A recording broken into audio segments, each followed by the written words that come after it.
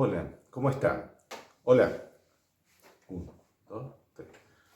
Hola, ¿cómo está? Bueno, en esta clase nos vamos a dedicar a la última unidad del programa de Lógica 1 de Filosofía de la Universidad Nacional de Mar del Plata. Ese último tema es lógica y comunicación. Y las referencias bibliográficas con las que trabajamos y que ustedes pueden tomar del aula virtual son las dos que aquí están mencionadas. Uno es un texto fundacional de fines de la década de 1960 que tiene algunas reformulaciones y que al que ustedes pueden acceder en castellano y en su versión original en inglés, cuyo título es Lógica y Conversación. La unidad la denominamos Lógica y Comunicación para hablar de fenómenos más amplios y para no reducirlos exclusivamente a la oralidad. Y la otra referencia corresponde a un texto, un manual universitario de introducción a la lógica editado por Eudeva, de un conjunto de autores cuyo nombre colectivo, por así decirlo, es Gamut. Ese capítulo es el capítulo 6, que se llama Pragmática y que toma cuestiones fundamentales presentadas por Grice, pero en el que se agrega información pertinente y nueva, a la que también nos vamos a referir. Bueno, acá aparecen algunas nociones fundamentales del trabajo de Rice sobre las implicaturas conversacionales y a ellas nos referiremos entonces. Bueno, muy bien. Grice parte en su trabajo Lógica y Conversación del análisis de algo que conocemos bien en este curso, que son los símbolos especiales. En la traducción castellana él los llama expedientes formales y por símbolos especiales se refiere a el puntito para la conjunción, a la herradura para la implicación material, a la E invertida para el cuantificador existencial y así todos los símbolos especiales que vimos en la lógica proposicional y en la lógica de predicados. En el caso del libro de Copy, la interpretación con respecto al significado de los símbolos especiales es bastante clara. Copy es explícito al respecto de movida, ya en el capítulo 8, Lógica Simbólica, así lo deja en claro. Para él, los símbolos especiales tienen un significado diferente de sus correlatos en lenguaje natural. Así, por ejemplo, el puntito que representa la conjunción no significa lo mismo que su correlato y en castellano o sus equivalentes en cualquier otra lengua, and, et, la conjunción copulativa que se les ocurra. Esta interpretación de que los expedientes formales o los símbolos especiales tienen un significado diferente que sus equivalentes, sus puntos de partida, la manera en la que los expresamos en lenguaje natural, dice Rice, encuentra coincidencia en dos grandes grupos de filósofos del lenguaje o de lógicos. Está el grupo de lógicos o filósofos del lenguaje que podríamos denominar formalistas y el grupo de los informalistas. En este curso el libro de Copy es un ejemplo de lo que sería el conjunto de filósofos formalistas, es decir, aquellos que interpretan que la lógica simbólica, nosotros hemos estudiado la lógica proposicional, la lógica de predicados, los capítulos 8, 9 y 10 del libro de Copy, ustedes han aprobado los dos primeros parciales en este curso.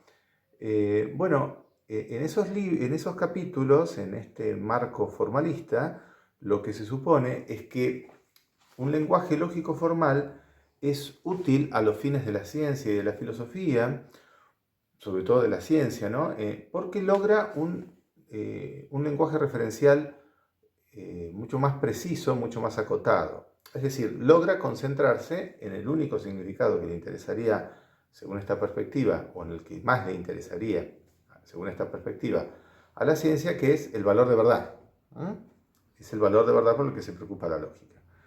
De esta manera se evitan las vaguedades, las imperfecciones, las ambigüedades del lenguaje natural. Esto no significa que los lógicos nieguen la riqueza del lenguaje natural y todos sus otros usos.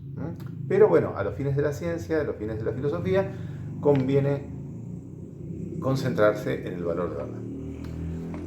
Hay otro grupo que es el de los informalistas, señala Grice, que no necesariamente niegan la importancia de que el lenguaje sea lo suficientemente preciso para el desarrollo de la ciencia y de la filosofía, pero que en todo caso no aceptan en primer lugar que necesariamente los expedientes formales y un lenguaje formal sea más útil a los fines de la ciencia o de la filosofía. Es decir, puede haber también una expresión suficientemente satisfactoria de los contenidos científicos, de los contenidos filosóficos, sin necesidad de un lenguaje lógico formal. Más aún, dentro de este grupo también podrían estar aquellos que lleguen a sugerir que de ninguna manera la finalidad del lenguaje tiene que ser, o la de un lenguaje supuestamente perfecto, tiene que ser la de servir a las finalidades de la ciencia o aún de la filosofía. Bueno, este debate entre formalistas e informalistas, según Grice, nos permite entender de qué va su propuesta. Grice sostiene que él, bueno, no es ni formalista ni informalista. Él vendría a presentar una especie de tercera posición, una especie de síntesis, si se quiere, aunque no use necesariamente ninguno de esos dos términos en su artículo. En su trabajo, cuyo título es, les recuerdo, Lógica y Conversación, Logic and Conversation, en la versión original en inglés.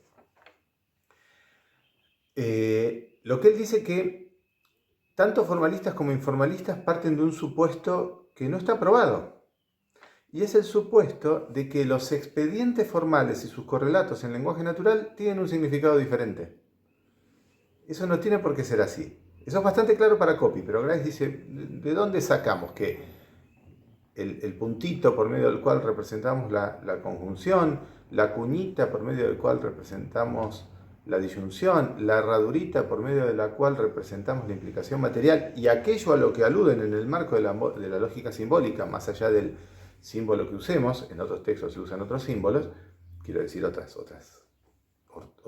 caligrafías, otras representaciones, ¿qué autoridad tenemos, en qué nos basamos para decir que de verdad esos expedientes formales de la lógica simbólica, esos símbolos especiales, tienen un significado distinto de sus correlatos en lenguaje natural? La hipótesis de Grice es que eso no es así. Por eso es interesante este enfoque. Grice dice, el puntito o la conjunción de la lógica formal significa lo mismo que sus correlatos en el lenguaje natural. No hay manera de escindir esos significados. Y la hipótesis de Grice es la siguiente. Tanto formalistas como informalistas se confunden porque no le prestan atención al modo en que se desarrolla la conversación. Acá vamos a decir al modo en el que se desarrolla la comunicación humana.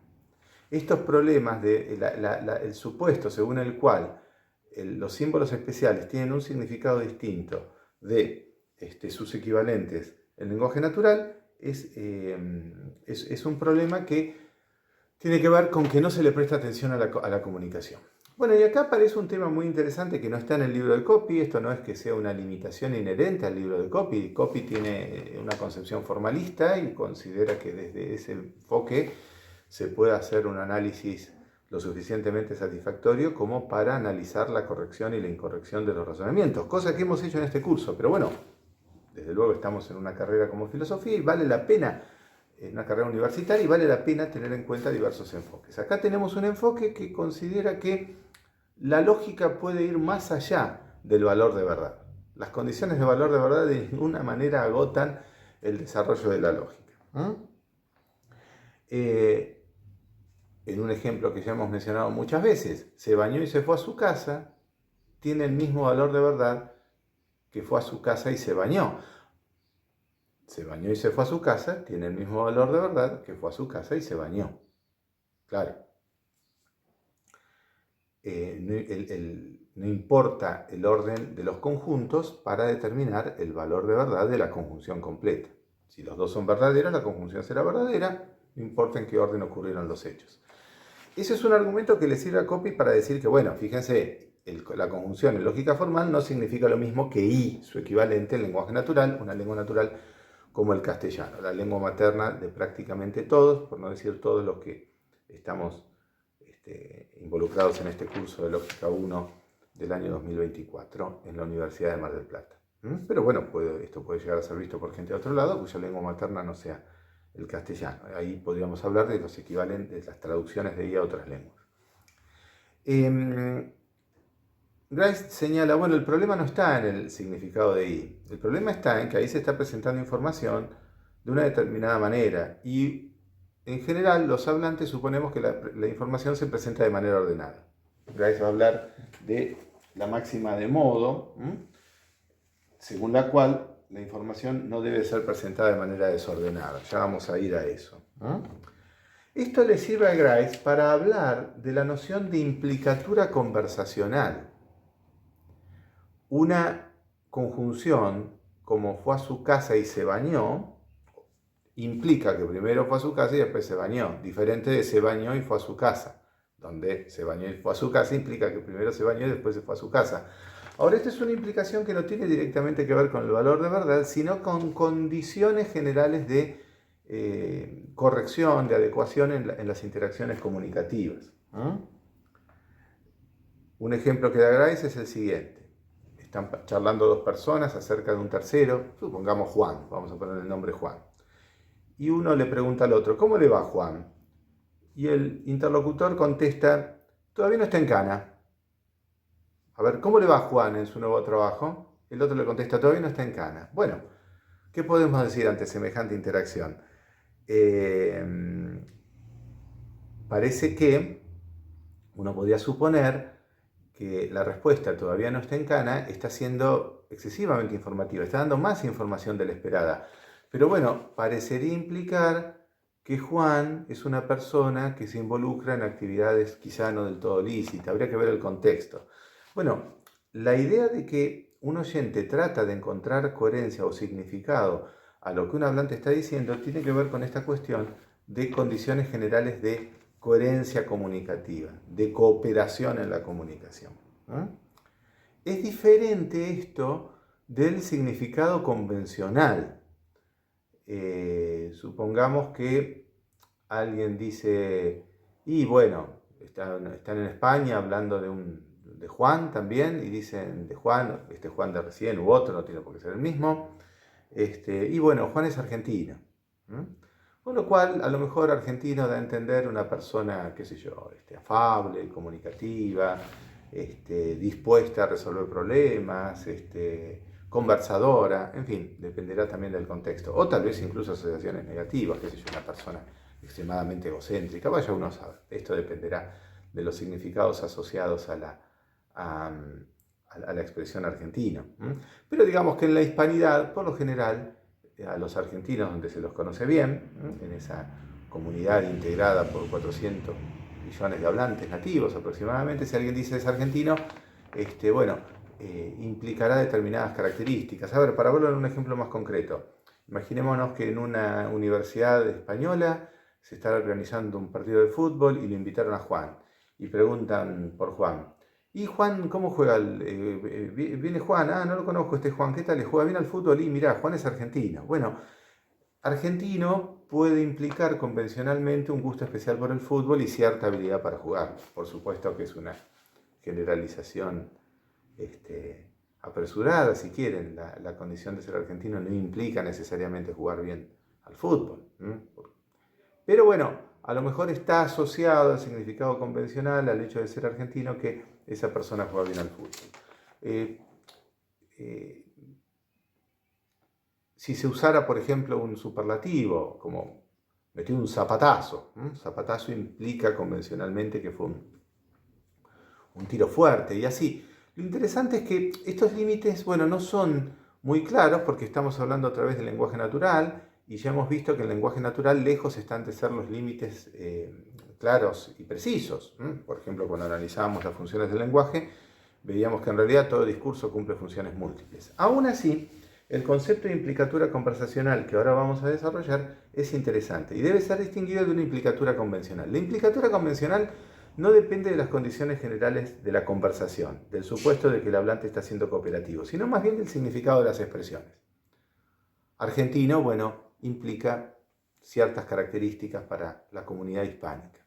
Por más que esto tampoco esté absolutamente definido, porque no hay dos personas que tengan el mismo sistema lingüístico y para una persona argentina evoca ciertas cuestiones que para otra no. Pero aún así uno podría decir que hay un cierto significado convencional.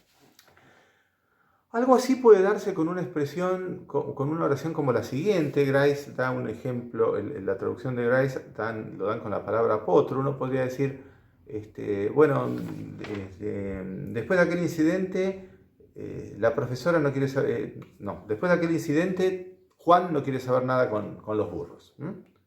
Bueno, y burro podría ser una especie de sillita o de escalera baja que se usa en las obras, ¿no? Porque Juan se cayó en la obra.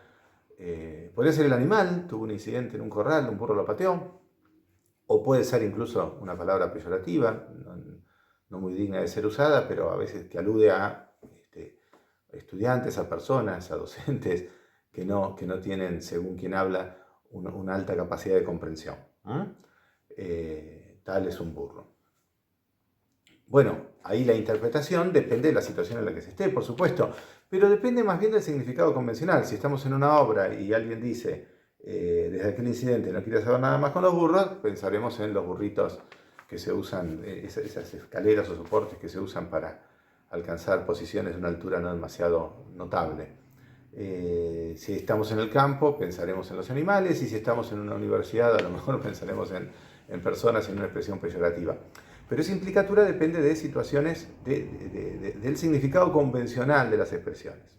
Es diferente del ejemplo de que Juan todavía no está en Cana, o del orden de las expresiones, que dependen de cuestiones generales de comunicación. Ahora nos vamos a referir más puntualmente a ellas. Vamos a ver entonces más en concreto qué son las implicaturas conversacionales, fenómeno lingüístico, fenómeno de orden lógico que según Grice permite entender de manera más general cuestiones fundamentales del significado. Él considera que la lógica no puede dejar de lado estas cuestiones que tienen que ver con el uso. En función de los ejemplos que vimos recién, por ejemplo, si alguien contesta que Juan todavía no fue en Cana y da a entender que Juan suele estar involucrado en actividades poco lícitas, o que si dice que Juana fue a su casa y se bañó, da a entender que llevó a cabo esas acciones en ese orden, bueno, se estaría generando una implicatura conversacional, que es una implicación lógica del supuesto según el cual la persona que habla está siendo cooperativa. Ya volveremos sobre eso. Diferente de la implicatura conversacional, que es algo que sugiere la palabra en cuestión utilizada en una determinada comunidad de habla. La cuestión es entender acá cuáles son las condiciones generales que rigen la comunicación para Grice. Y las condiciones generales que rigen la comunicación se definen en términos del PC, en términos del principio cooperativo, del principio de cooperación. Los seres humanos somos cooperativos en las interacciones. Para que pueda haber comunicación, para que pueda haber una conversación fluida, para que las personas podamos entendernos entre nosotras, tiene que justamente haber una base racional y cooperativa. Esto, por supuesto, no es una cuestión que las personas estudien, que se preparen durante tiempo para después cumplir. No, de hecho lo hacemos, de hecho nos comportamos así. Viene un filósofo como Grice, un antropólogo, un lingüista, y describe esa conducta en todo caso y trata de entenderla. El principio cooperativo, PC quiere decir eso, principio de cooperación, se sostiene en máximas que hay que cumplir precisamente, o que de hecho se cumplen, para que la comunicación pueda darse. Estas máximas se distribuyen en 4 categorías, que son las 4 categorías de Kant, las categorías de cantidad, de calidad, de relación y de modo. Se enuncian de manera negativa para que se pueda entender mejor su cumplimiento. Ahora vamos a ver si explicamos eso. La máxima de cantidad establece que, que en una interacción cooperativa no hay que dar más ni menos información de la necesaria. Claro, ustedes dirán, ¿qué importa si alguien me da de más información? De menos está claro, ¿no? Si uno da de menos, la persona no está siendo cooperativa. De más tampoco, porque el exceso de información justamente puede impedir entender cuál es la información que viene al caso. La máxima de calidad podría expresarse como de sinceridad. Tiene dos submáximas, A y B. La primera dice: no digas aquello que crees falso, y la otra: no digas aquello para lo cual no tengas evidencia suficiente. La enunciación negativa a lo mejor las hace más accesibles. Si dijera decí lo que crees verdadero, a lo mejor nos obligaría demasiado y muchas veces no sabemos bien lo que es verdadero.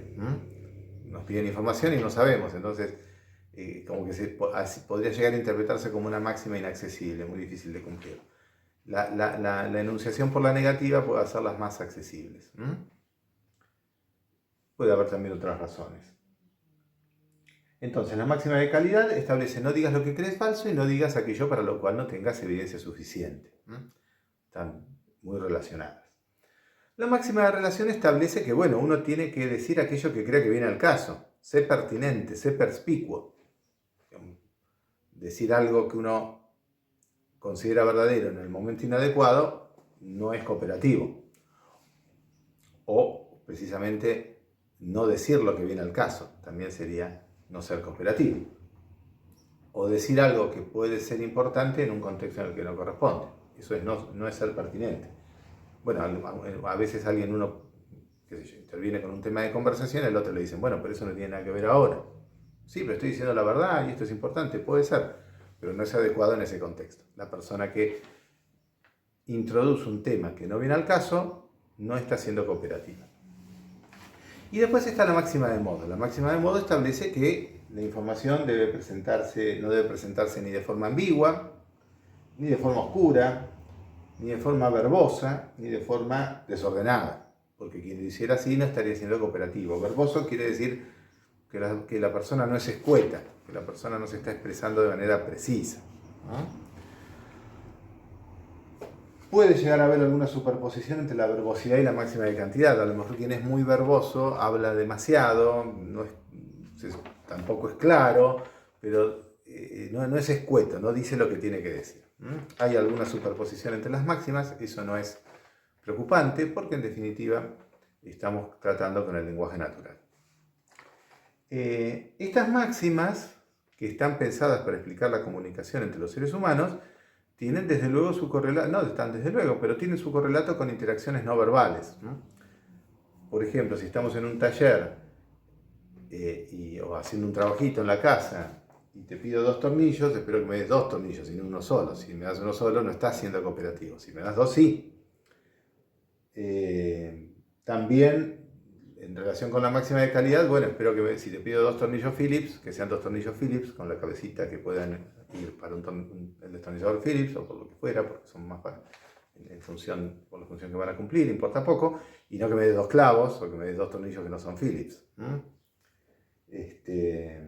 De relación, que los des en el momento en el que lo estoy pidiendo. Imaginemos que te pido 2 tornillos Phillips y no me los das en el momento, y me los traes a las 2 horas o en un momento en el que no los estoy en el que no estoy haciendo ninguna operación, ninguna tarea con ellos. Y el modo también, espero que me los des bien en la mano, o de a uno que los dejes apoyados, sino que me los arrojes por la cabeza. Este último ejemplo, esta comparación con interacciones no verbales, es interesante también para sugerir que el principio de cooperación y sus máximas pueden llegar a cubrir las interacciones entre los seres humanos en prácticamente todos los ámbitos. Aunque aquí nos interesa lo que tiene que ver con la comunicación. Bueno, muy bien. Tenemos entonces que el principio cooperativo, según Grice, regula las interacciones comunicativas entre los seres humanos. Una persona que sea cooperativa cumplirá estas máximas. Pensemos en cualquier ejemplo, incluso un ejemplo muy sencillo, muy elemental. ¿Qué hora es? Hola, ¿qué tal? Son las 9. Las 9 a la mañana. No hace falta aclararle que es a la mañana, porque esas personas se encuentran y eso es manifiesto. Pero esa persona está dando la cantidad de información que le piden, no da de más, no da de menos, no lo dice de forma extraña, algo así como faltan 45 minutos para que sean las 10. cree que son las 9 y lo dice en un momento en el que le preguntan la hora. Imagínense que yo fuera cruzando a las personas en el pasillo de la facultad contándole la hora. Le estaría dando información verdadera, en una cantidad de información quizá necesaria, pero bueno, no en el momento que resulte adecuado. Aunque hay una tendencia de las personas a que asignemos coherencia, relevancia a lo que los demás dicen. Si alguien va por el pasillo gritando, diciéndole a los demás, son las 9, son las 9, son las 9, nuestro sistema cognitivo nos llevaría a tratar de interpretar por qué razón esa persona está diciendo que son las 9 y le asignaríamos algún grado de relevancia a lo que está diciendo. Supondremos que esa persona nos está diciendo que son las 9 porque cree que a las 9 ocurre algo importante, aunque quizás simplemente lo está diciendo porque está haciendo una broma o porque está chiflado. Bueno, en fin, eso ha dado lugar a un libro, a un modelo muy importante que es la teoría de la relevancia de Sperber y Wilson, después lo vamos a anotar en las referencias, y que es un modelo cognitivo, comunicacional, inspirado en la teoría de Grice.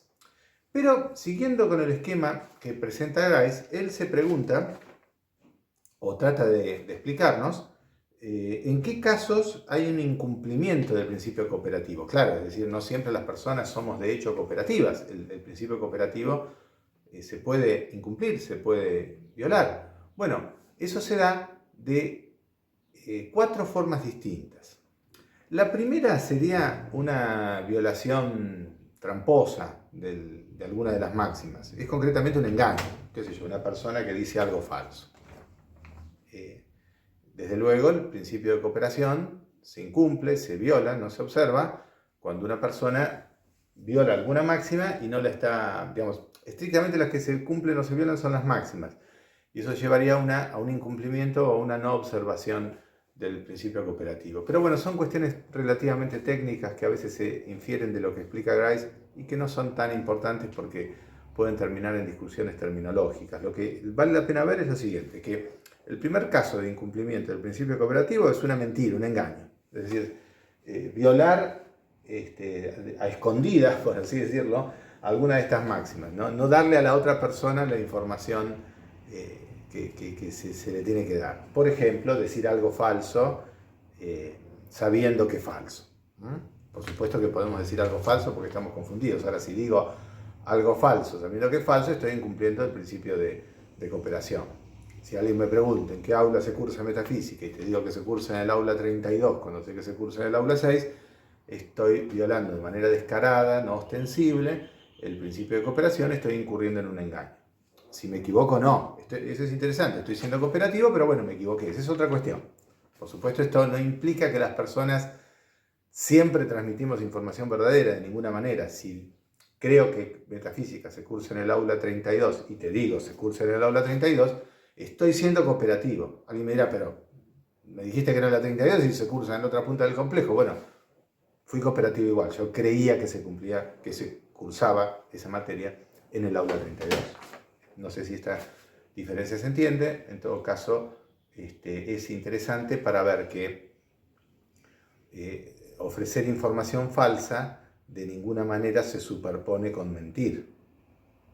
Es más, hasta uno puede mentir con la verdad, pensando que dice algo verdadero y que el otro no le va a creer. Pero esto es, bueno, mucho más sutil. La cuestión es que el primer modo de incumplimiento del principio cooperativo consiste en violar sin ostensión, en engañar, en mentir. Segunda forma, bueno, dejar el principio de cooperación en suspenso. Esto se da cuando una persona dice, che, mira, ahora no puedo hablar, por ejemplo. O alguna figura del espectáculo que diga, no voy a hacer declaraciones.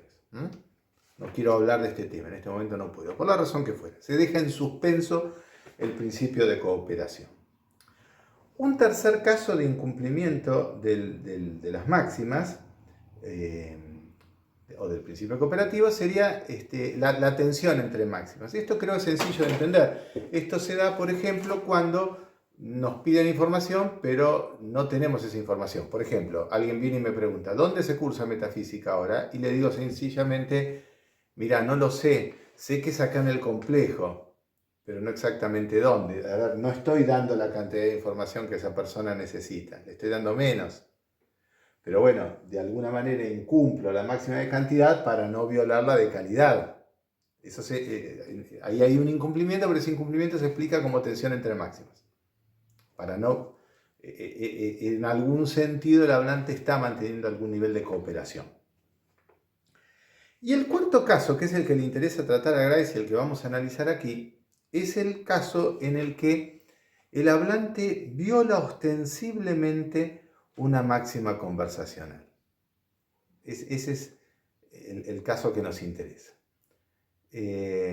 Por ejemplo, en el ejemplo de hoy, cuando la persona contestaba acerca de cómo estaba Juan, que Juan todavía no fue en cana, que Juan todavía no fue preso, bueno, esa persona está dando ostensiblemente información de más. Yo podría decir, ¿cómo está Juan en su nuevo trabajo? Yo podría hablar, no sé, de si salió de viaje, de si compró un barco, de si se encontró con un tío en la calle, cualquier cosa. Es decir, la cantidad de información disponible acerca de Juan es prácticamente ilimitada. Ahora, si en lugar de decir bien, mal, no sé, regular, digo todavía no fue en cana, estoy dando ostensiblemente información de más. Y al dar información de más, hago manifiesto para mí y para el otro que estoy siendo cooperativo. El cuarto caso de incumplimiento del principio de cooperación consiste justamente en violar ostensiblemente una máxima conversacional. Pasarse por alto olímpicamente una máxima conversacional. Pero es tan evidente que estamos incumpliendo la máxima conversacional que estamos siendo cooperativos en ese caso. Es lo que ocurriría en este ejemplo referido a Juan y al que dice todavía no fue en cana. Bueno, podría haber dado muchísima otra información. Bien, vamos a ver ahora los ejemplos que da Grice de este cuarto tipo de incumplimiento del principio cooperativo, que es justamente un caso de violación ostensible de alguna máxima conversacional. Esa violación ostensible de una máxima conversacional genera una implicatura conversacional. Los ejemplos que vamos a dar acá, fundamentalmente, son ejemplos de implicaturas conversacionales particularizadas, porque justamente son lo que acabamos de decir, casos de violaciones ostensibles de una máxima conversacional. Hay otro tipo de, son casos de una violación ostensible de una máxima conversacional.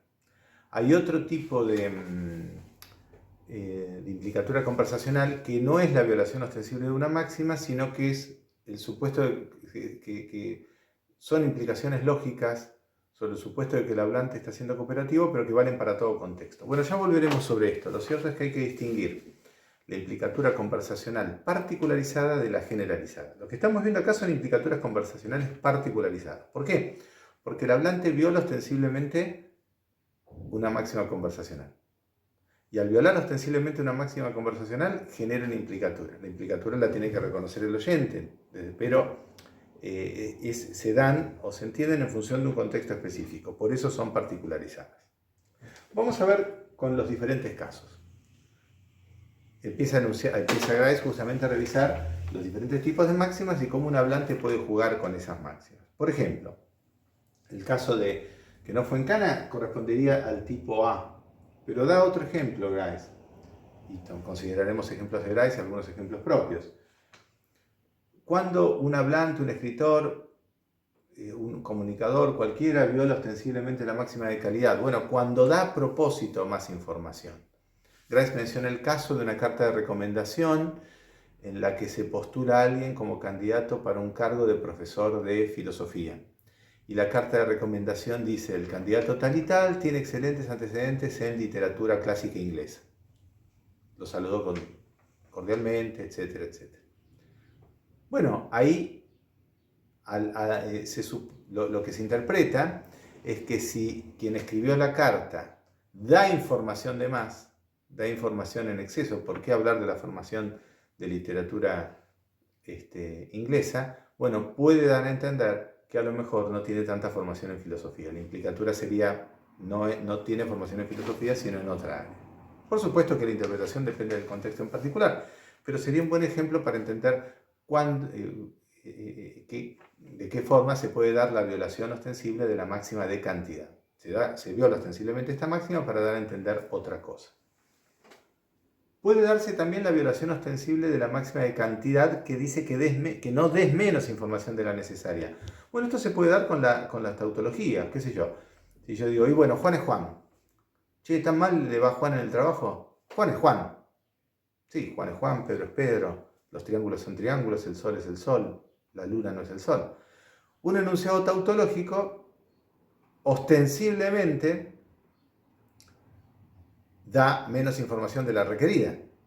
Pero bueno, cuando el hablante dice Juan es Juan, da ostensiblemente menos información de la que le piden o de la que se requiere para el contexto de la charla, pero da a entender otra cosa, da a entender que Juan tiene características que, por ejemplo, lo hacen poco proclive a manejarse bien en el trabajo. Siguiendo con este pobre Juan que estamos tomando como ejemplo, del que se decía que todavía no ha habido preso. Violación ostensible de la máxima de calidad. No digas algo que creas falso. Por ejemplo, alguien dice, un estudiante de este curso dice, lógica me encanta, es una materia divertidísima, es mi materia favorita. De hecho, es aquello a lo cual espero dedicarme en el futuro. Bueno, y todo el mundo se ríe. O los que entienden lo que este chico, esta persona, esta chica haya querido decir. Bueno, ahí la persona que decía estas cosas acerca de lógica viola ostensiblemente, quizá en el ejemplo que estamos dando, ¿no?, la máxima de calidad. ¿Por qué? Porque dice algo que es manifiestamente falso. Dice amo lógica, pero en realidad lógica no le gusta mucho. Un caso, si ustedes quieren, característico, típico de ironía.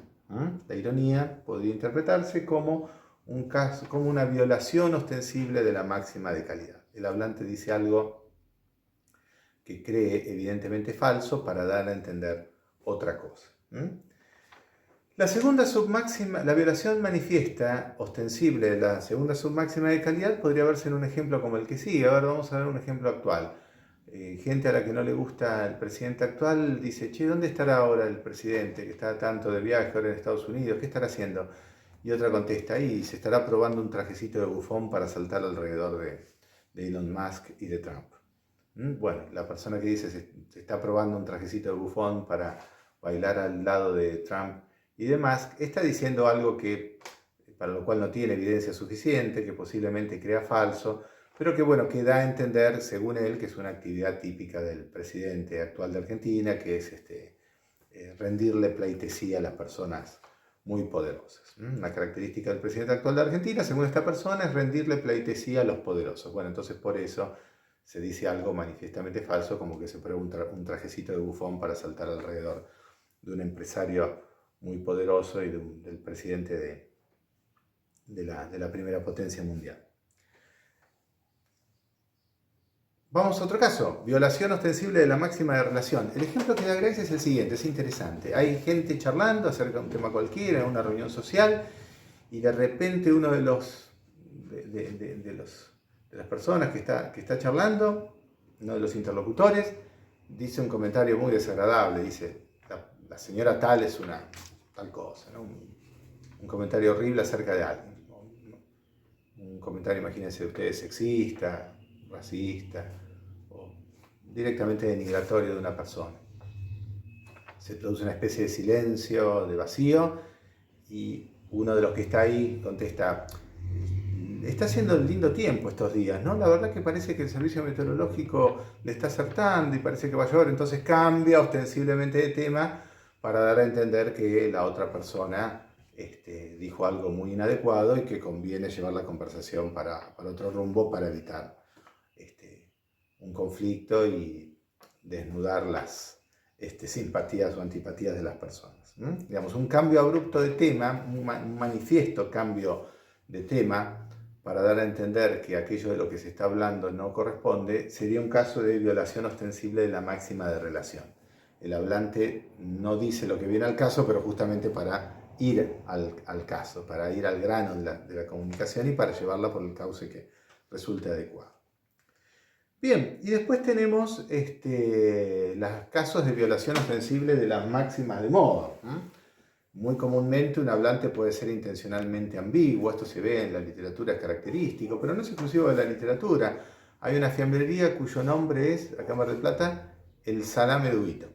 Bueno, eso es un título evidentemente ambiguo, ¿no? Porque que una fiambrería se llame el Salame de Huguito alude a que bueno, el dueño de la fiambrería capaz que se llama Hugo, que vende salame y otros fiambres, que puede ser una persona accesible, que tiene otras virtudes, en fin, hay un juego con la ambigüedad, es un caso de ambigüedad deliberada, porque salame de Huguito puede evocar que Huguito tiene salame o que Huguito es una persona de pocas luces, el término salame alude a eso, o en todo caso que es alguien accesible o que tiene otros méritos, en fin, es un juego con la ambigüedad. A veces se puede jugar con la oscuridad.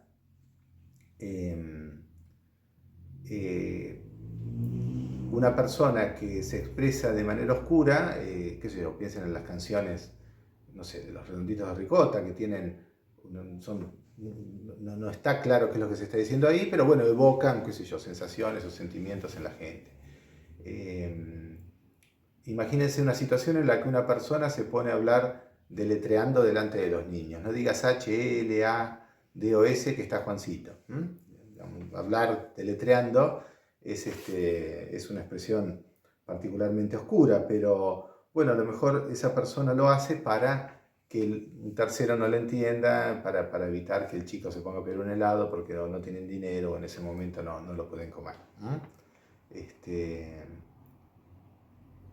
Según el formalista ruso Viktor Shklovsky, oscurecer la forma para alargar la percepción, para alargar o para profundizar e intensificar la percepción, es el mérito de la poesía, del arte en general.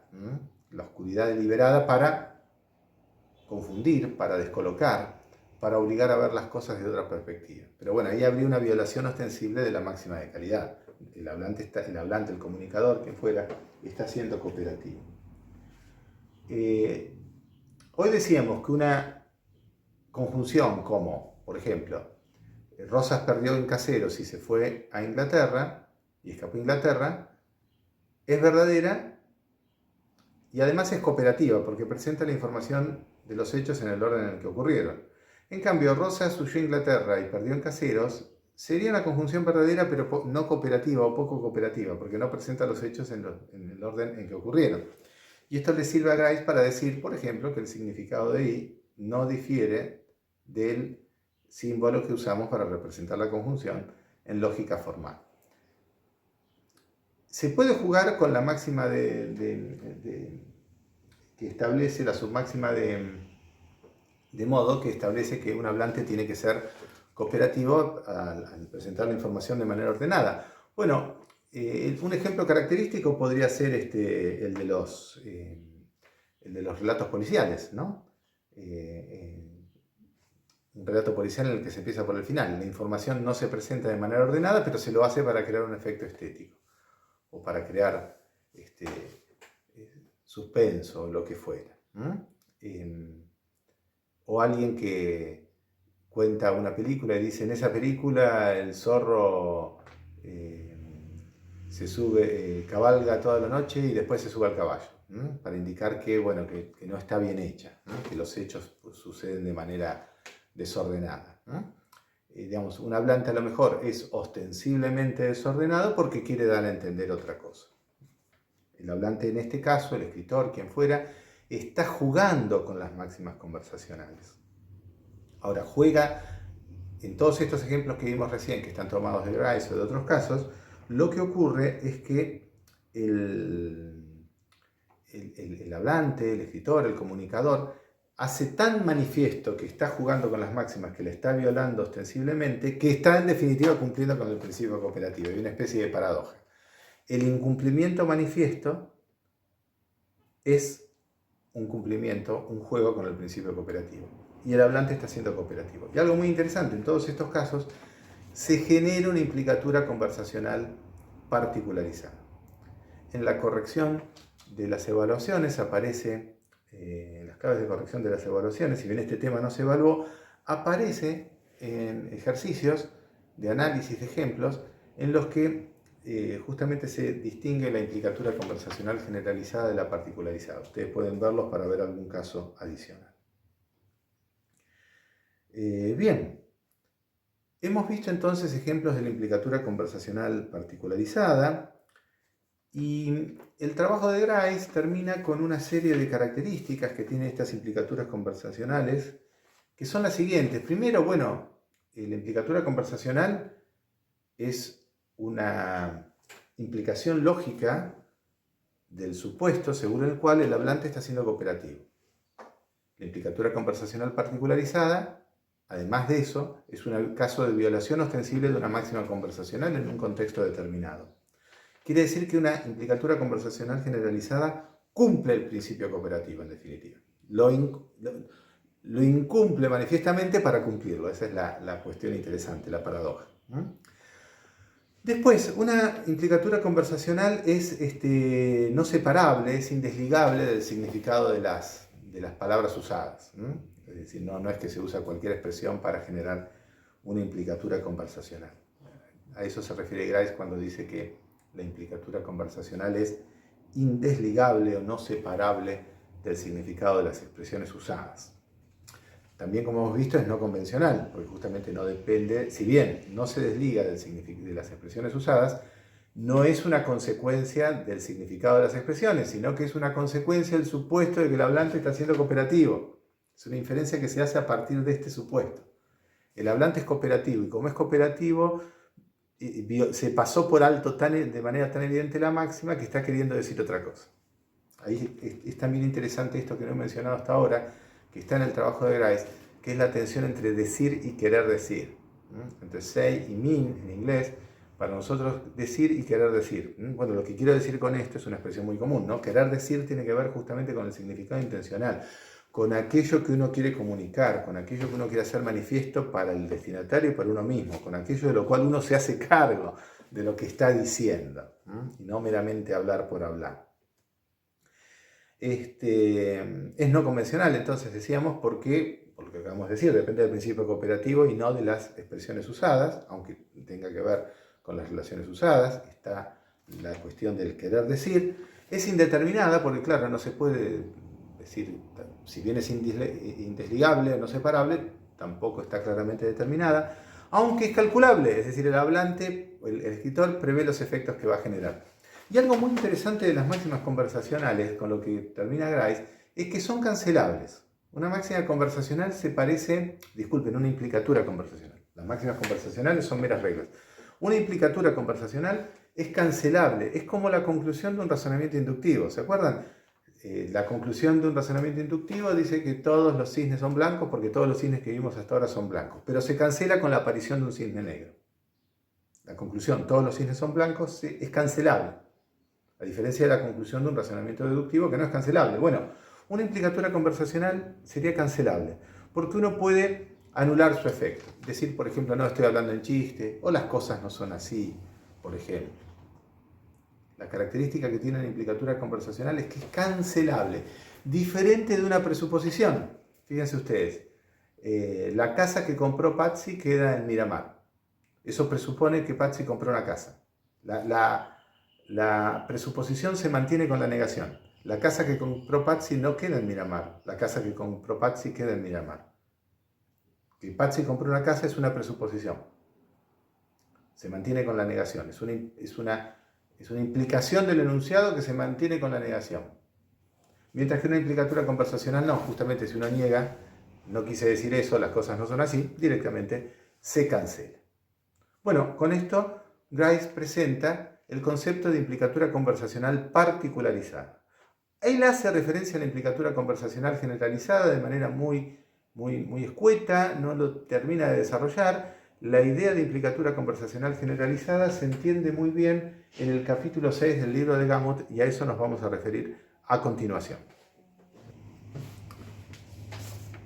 Bien, en esta unidad referida a la lógica y la comunicación, también se incluye el capítulo 6 del libro de Gamow, un libro universitario de introducción a la lógica, en el que se habla sobre pragmática, es el capítulo 6 de ese libro. complementa muy bien el artículo de Grice porque acá se trata fundamentalmente el concepto de implicatura conversacional generalizada. Y además pasa revista a los conceptos fundamentales del artículo de Grice de un modo más sistemático. Tengan en cuenta ustedes estas diferencias discursivas que son importantes, ¿no? El texto de Grice es un artículo clásico de filosofía del lenguaje en las cuales un autor de mucha creatividad y de mucho ingenio va expresando sus ideas sin necesidad de seguir un plan didáctico muy preciso. Mientras que este es un manual universitario muy serio, de nivel alto en lo que tiene que ver con la excelencia académica, pero bueno, de manera mucho más sistematizada y, si se quiere, hasta escolarizada. Explica el capítulo 6 del libro de Gamow, referido a pragmática, significado y uso, ese es el título, que bueno, ahí hay un signo de desigual que simplemente significa que, de manera informal, acá, que hay aspectos del significado que van más allá del valor de verdad, algo que el mismo Copy reconoce, pero que para él no forman parte del ámbito de la lógica. Lo interesante de la perspectiva de Grice, esto es lo que vale la pena tener en cuenta, es que para él, y para sus seguidores, y para la gente que coincide con estas perspectivas, hay ciertos aspectos del significado que no escapan del ámbito de la lógica, y por eso los estamos tratando. Un ejemplo característico, lo mencionamos varias veces, vale la pena retomarlo, es el de las conjunciones y el orden. Hoy decíamos, una conjunción como Rosas perdió en Caseros y huyó a Inglaterra es verdadera y es cooperativa, porque presenta los hechos en el orden en que ocurrieron. Mientras que, por otro lado, una conjunción como Rosas huyó a Inglaterra y perdió en Caseros es verdadera, porque precisamente los conjuntos, las proposiciones que la integran son verdaderas, pero no es cooperativa. Ahora, el hecho de que nos resulte rara la segunda, Rosas huyó a Inglaterra y perdió en Caseros, y que requiera algún tipo de explicación adicional, estaría indicando que eso es un tema de interés para la lógica. Y sobre todo, la cuestión de que este enfoque de Grice permite abonar la hipótesis, o de alguna manera respaldar, aunque sea de manera provisoria, la hipótesis según la cual, ese era el punto de partida del texto de Grice, el significado de los símbolos especiales, el significado de los conectores de la lógica habilitativo-funcional, para Grice es sustancialmente el mismo que sus equivalentes en lenguaje natural, algo que justamente no es de ese modo para los lógicos o filósofos formalistas. Así que bueno, el tema de las conjunciones y el orden permite mostrar de manera muy clara estas cuestiones. Hay después, como hemos visto, temas de uso vinculados al PC, el principio cooperativo. Estas cuestiones de uso tienen que ver con el hecho de mostrar que esas condiciones de uso inciden en las implicaciones lógicas que se hacen manifiestas. Recién, por ejemplo, hablábamos de lo que pasaba con el orden. Vean este ejemplo. Ahí estaría formulado en lógica de predicados, ustedes lo pueden entender bien, la respuesta a la pregunta ¿cómo no fue en el examen? Y el docente contesta, algunos aprobaron, es decir, existe un X tal que X es estudiante y X aprobó. Algunos aprobaron. Existe un X tal que X es estudiante y X no aprobó, sería una implicatura conversacional generalizada, ¿no? Porque si ustedes preguntan, profe, ¿cómo no fue en el examen? Y yo contesto, algunos aprobaron, eso da a entender que algunos no. ¿Por qué? Y eso se explica en función de la máxima de cantidad, según la cual no hay que dar menos información de la necesaria. ¿Por qué voy a decir algunos y aprobaron todos? Pero bueno, podría ser un chiste. De hecho, la implicatura conversacional es cancelable. Yo puedo decir, algunos aprobaron, y eso implica que algunos no. Pero digo, no, de hecho, algunos aprobaron porque aprobaron todos, y se cancela la implicatura conversacional. Lo interesante es que esto es una implicatura conversacional generalizada. Es una implicación lógica del supuesto según el cual el hablante está siendo cooperativo. No es una implicación lógica del enunciado en sí. Este ejemplo entonces creo que es interesante porque permite mostrar que una implicatura conversacional generalizada es la implicación del supuesto según el cual el hablante está siendo cooperativo en todo contexto. Es cancelable porque yo podría decir justamente no, esto es una broma, o directamente algunos aprobaron, es verdadero porque aprobaron todos. pero es una implicación lógica del supuesto de que el hablante está siendo cooperativo. ¿Por qué va a decir algunos y no todos? Porque, bueno, eso se explica en función de la máxima de cantidad, de las dos submáximas que le dicen no des más ni menos información de la necesaria. Entonces, ¿por qué voy a decir algunos si en realidad probaron todos? ¿Está bien? Bueno, es interesante.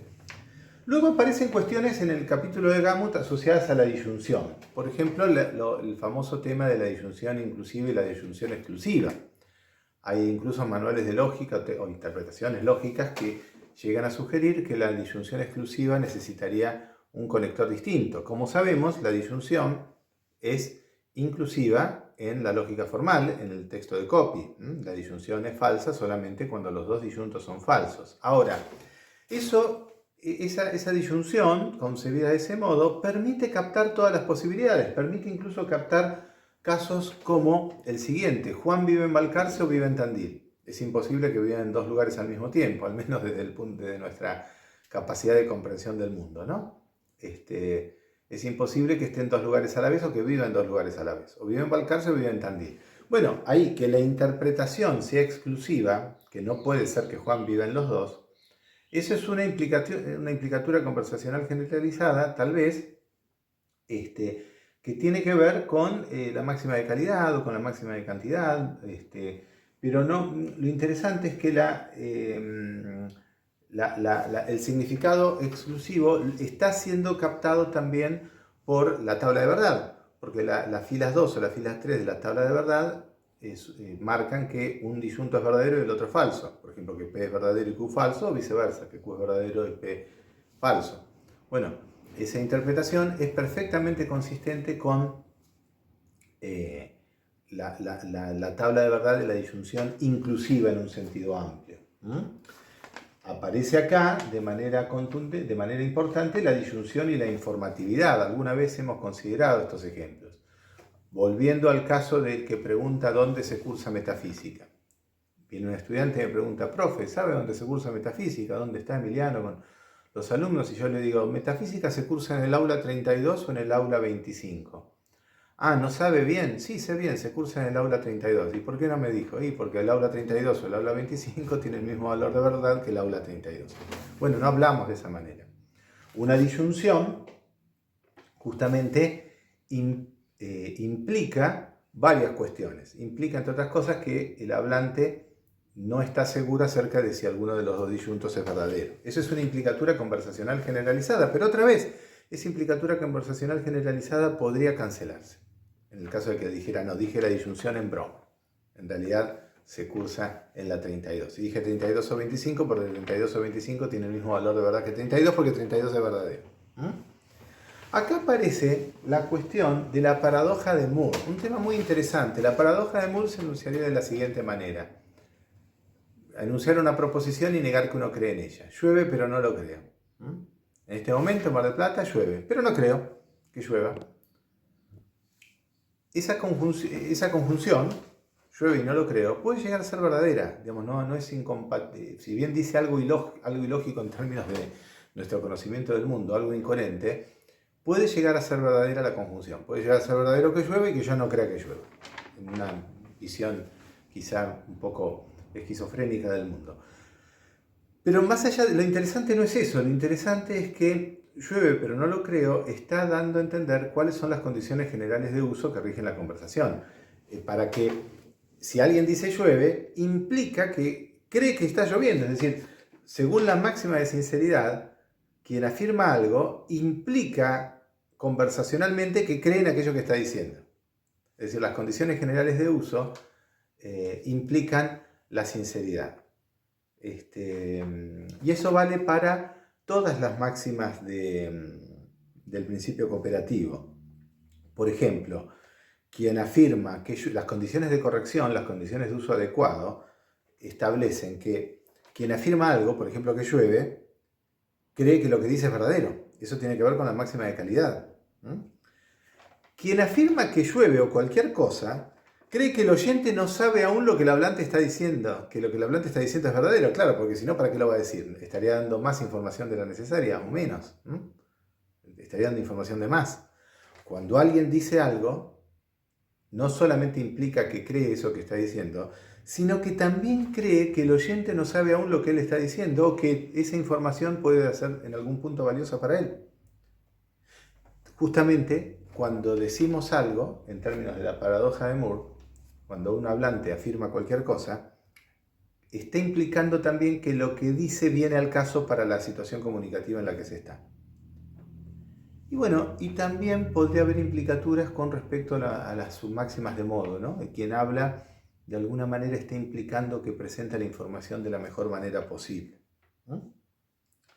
Esto nos lleva también a lo que se trata en este capítulo, que son las implicaturas de las disyunciones, ¿no?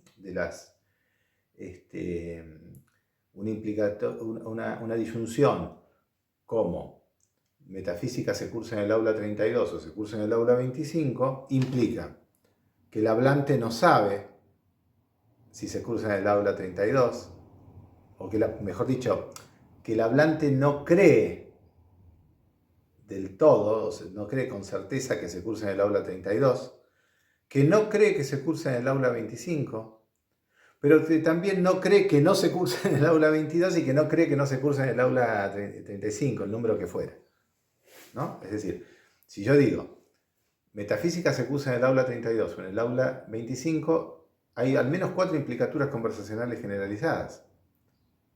No creo que se cursa, no estoy seguro de que se cursa en el aula 32, no estoy seguro de que se cursa en el aula 25, y no estoy seguro que no se cursa en el aula 32 y no estoy seguro de que no se cursa en el aula 25. Bueno, todas esas implicaciones son implicaciones lógicas del supuesto de que el hablante está siendo cooperativo, porque si no diría concretamente qué aula se está cursando, no lo diría con una disyunción. Todas esas implicaciones son implicaturas conversacionales generalizadas, porque no son el resultado, como las que veíamos en relación al artículo de Grice, de una violación ostensible de una máxima conversacional. No, son implicaciones del supuesto de que el hablante está cumpliendo con las máximas del principio cooperativo. Pero son implicaciones que no dependen del significado convencional, sino que dependen de condiciones generales de uso. Bueno, estas cuestiones que tienen que ver con las condiciones generales de uso permiten explicar cosas tales como estas. Por ejemplo, si alguien dice todas las galletitas de esa lata son ricas, implica que en la lata todavía hay galletitas, ¿no? Porque si no, no lo diría, ¿no? Si alguien dice todas las galletitas de la lata son ricas, pero en la lata, perdón, no hay más galletitas, son ricas las galletitas que hay cuando las ponen, bueno, otra vez el que escucha estaría suponiendo que el otro está haciendo alguna clase de chiste, o que está jugando con el lenguaje, o que está ebrio, o que no es una persona demasiado cuerda quizá. Pero bueno, esas implicaciones son inferencias que se efectúan a partir del supuesto de que el hablante está siendo cooperativo. Un caso más que presenta es el de la implicación y la informatividad. Por ejemplo, claro, si alguien dice algo así como si el ornitorrinco tiene pico, entonces puede que no sea un mamífero, está implicando que, o para dar un ejemplo más claro, si la ballena tiene pulmones, entonces es un mamífero. Si alguien dice si la ballena tiene pulmones, entonces es un mamífero, está dando a entender que no está seguro de si la ballena en efecto tiene pulmones y si es un mamífero, porque si no, no usaría la implicación material, que es verdadera aun cuando el antecedente sea falso. Diría eso de otra manera, ¿no? Hoy establecíamos una diferencia entre la presuposición y la implicatura conversacional. Puede llegar a darse en algunos casos. Uno dice la presuposición se mantiene cuando la implicatura conversacional no. La implicatura conversacional es cancelable. Los estudiantes que vinieron aprobaron, presupone que hay estudiantes que vinieron. Los estudiantes porque se mantiene con la negación. Los estudiantes que vinieron no aprobaron, se sigue manteniendo la implicación de que vinieron estudiantes. Eso no se cancela. En cambio, las implicaturas conversacionales, como las que habíamos dado, son cancelables. Hacia el final, en el libro de Gamow se establece una serie de distinciones entre diversos tipos de implicatura, sobre todo entre la implicatura convencional y la conversacional. Pero bueno, todo lo que hemos tratado de explicar aquí ha ido en ese sentido. No nos interesa tanto el concepto de presuposición, aunque ustedes, por supuesto, lo pueden tener en cuenta. En resumen, ¿qué es lo que interesa distinguir aquí? Que una implicatura conversacional es una implicación lógica del supuesto de que el hablante está siendo cooperativo, que está cumpliendo con las máximas del principio de cooperación. Ahora, una implicatura conversacional generalizada es el resultado de eso, de que el hablante está siendo cooperativo y que esa inferencia que se efectúa vale para todo contexto, como las que vimos en esta última parte. Las que enunciamos en relación al artículo de Grice son implicaturas conversacionales particularizadas, porque son también una implicación lógica de que el hablante está siendo cooperativo, pero además involucran el juego con alguna de las máximas, la explotación de alguna de las máximas. El hablante viola ostensiblemente alguna máxima para dar a entender otra cosa, para querer decir otra cosa. El concepto de explotación de juego con las máximas conversacionales aparece en la implicatura conversacional particularizada, no en la generalizada. Bueno, y eso es todo. Espero que la explicación sea clara y sobre todo que el tema les resulte interesante para el análisis de los fenómenos del lenguaje en general y de las cuestiones lógicas un poco más en particular. Muchas gracias por todo.